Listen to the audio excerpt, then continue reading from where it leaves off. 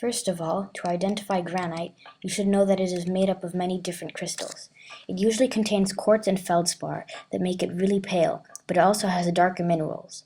Granite forms in the melting of continental rocks, which happens when you add heat or volatiles like water or carbon dioxide or both. Granite is an igneous rock. Limestone is an organic sedimentary rock. This means that it is made up of tiny compressed shells and microskeletons.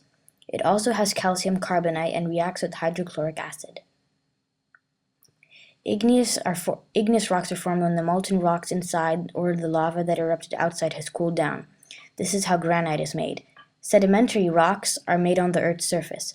Rivers can wash away the pieces of rock and take them to large bodies of water like the sea or ocean. The rocks pile up at the bottom and make layers. Over time, many rocks harden together and make sedimentary rocks. This is how limestone is made. When a mountain range happens because of the collision of tectonic plates, they are immediately subject to erosion. Because of this erosion, the little bits of rock and sediment that are blown off of the mountain go into bodies of water and eventually pile together and create sedimentary rock.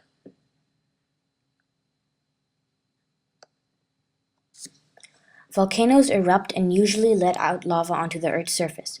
When the lava cools down, it forms igneous rocks, which are essentially what continue on into the rock cycle.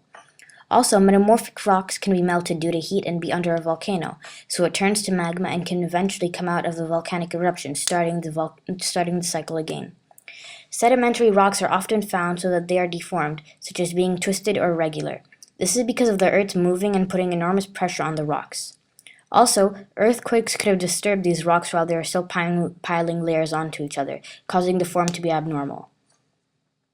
When a tsunami goes over land and then recedes, it is doing immense amounts of erosion because it is quickly taking back rock and sediments back into the ocean or sea, causing these bits to pile up and eventually form sedimentary rocks.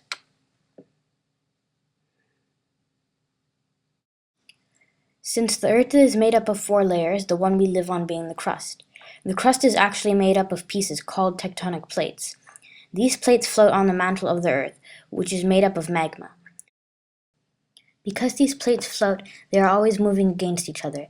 This causes many natural disasters like earthquakes or volcanoes to occur. However, these plates move really slowly, only a few centimeters a year. This means that the forming of volcanoes or mountain ranges happen extremely slowly, so it would be impossible for a normal human to witness an entire mountain range forming from scratch because we have very short lives.